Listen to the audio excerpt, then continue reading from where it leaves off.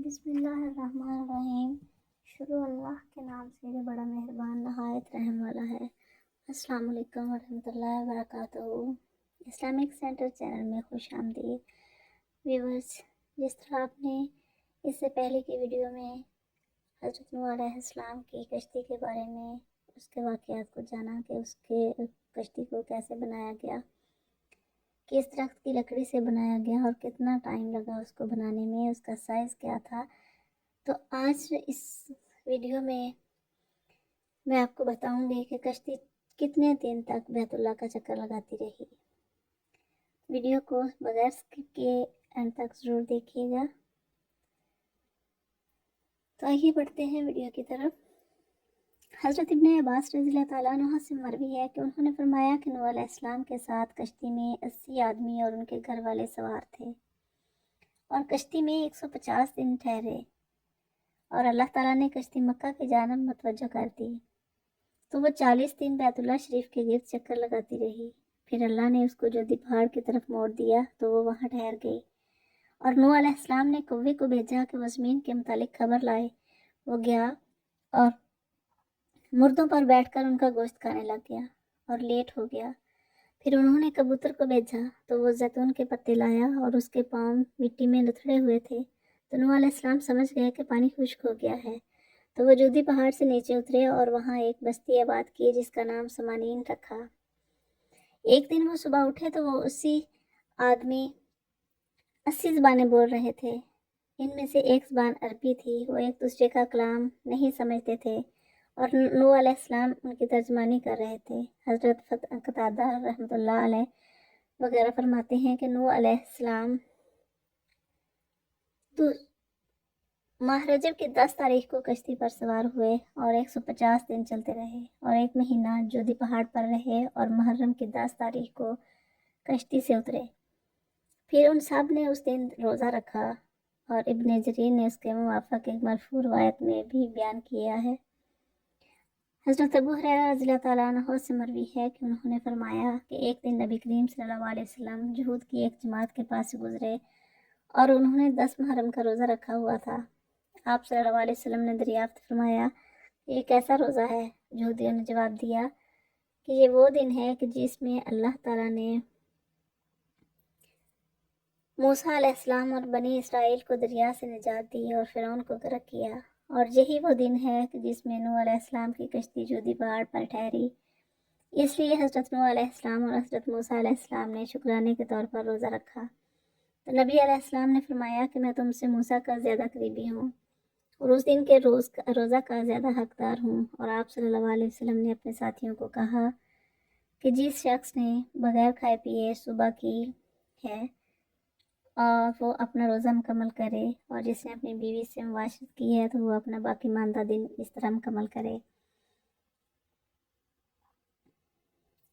اور بعض جاہل قسم کے لوگوں کا کہنا ہے کہ کشتی میں جو کچھ لوگوں کے پاس تھا وہ انہوں نے کھا لیا، اور ان کے پاس گندم کے دانے تھے، انہوں نے اسے پیسا اور نظر تیز کرنے کے لیے عصمت سرما لگایا، کیونکہ کشتی میں اندھیرا ہونے کی وجہ سے ان کی نظر کمزور ہو چکی تھی۔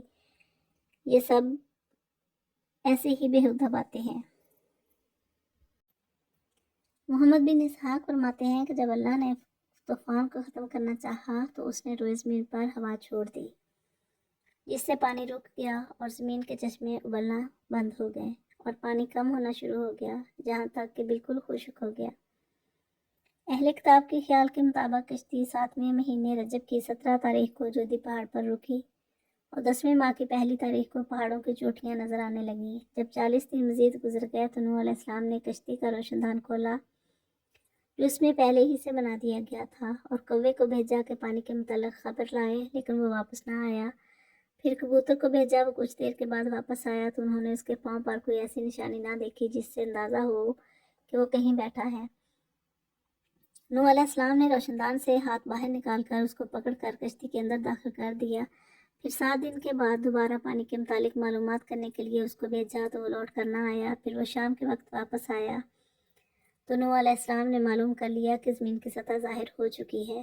طوفان کے آنے سے لے کر نوح علیہ السلام کے کبوتر بھیجنے تک جب 1 سال مکمل ہوا اور دوسرے سال محرم کی پہلی تاریخ ہوئی तो रोज़ में मुकम्मल तौर पर ज़ाहिर हो गई और नूह अलैहिस्सलाम ने कश्ती का ढकना खोल दिया।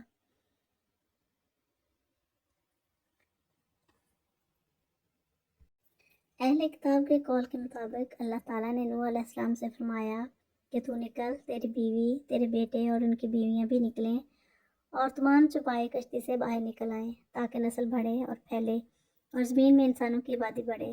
बस कश्ती से तमाम जानवर और चरिंद परिंद और इंसान उतरे। फिर नूह अलैहिस्सलाम ने एक ज़िबा खाना बनाया, तमाम हलाल चौपाए और परिंदे अल्लाह के नाम पर कुर्बान कर दिए और अल्लाह ताला की तरफ से नूह अलैहिस्सलाम से वादा किया गया कि आइंदा ऐसा ज़बरदस्त तूफ़ान अहले ज़मीन पर नहीं आएगा। और इस वादा की यादगार के तौर पर अल्लाह ताला ने कोसो क़ज़ा की अलामत बना दी जो बादल में ज़ाहिर होती है। उसी के बारे में हज़रत इब्न अब्बास रज़ियल्लाहु ताला अन्हु से मरवी है कि वो फरमाते हैं कि यह तूफ़ान में डूबने से बचाव की निशानी है।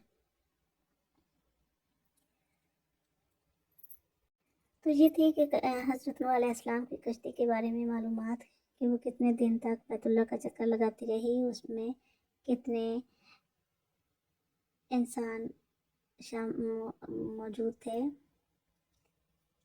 किस तरीके से हज़रत नूह अलैहिस्सलाम ने इस बात का पता लगाया कि तूफ़ान थम चुका है या नहीं। तो आज की वीडियो अगर पसंद आए तो लाइक और शेयर ज़रूर कीजिए और चैनल पर नए हैं तो अपने इल्मी मालूमात में इजाफे और चैनल की सपोर्ट के लिए इसको सब्सक्राइब ज़रूर करें और बेल आइकन को भी ज़रूर प्रेस करें ताकि हर आने वाली नई वीडियो का नोटिफिकेशन आप तक पहले पहुंचे और आपको नई नई मालूमात मिलती रहें।